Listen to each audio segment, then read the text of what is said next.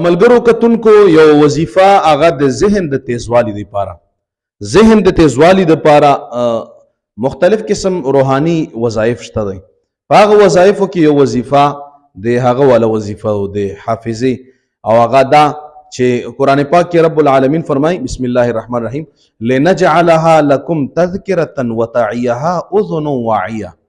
شاید چې په دې سکرین باندې به تاسو تخکاریم او دا وظیفه چې څوک هم د هر مانځه پسې 11 بار کوي او بیا یې په دې لاسو کې چوف کوي او بیا یې په دې خپل سر باندې چې دی په دې باندې داسې ورمږي غوندې نو ان شاء الله رب العالمین به د دا ذهن تیز کی. دا وظیفه کم از کم 40 دن پورې کول پکار ده او چې بیا یو سړی مکمل معمول وګرځوي نو د ذهن به ان شاء الله چې خوي قوي بوي. نو دا یو اهمه وظیفه وا د حافظې لپاره. نو کوشش کوئ چې ورسره خوراک څخه کم لږ ښه کوئ او ورسره دا وظیفه هم کوئ. الله تعالی موږ تاسو د وهمیاتو او د حافظې د کمزورۍ نه حفاظت نصیب کړي. آمین.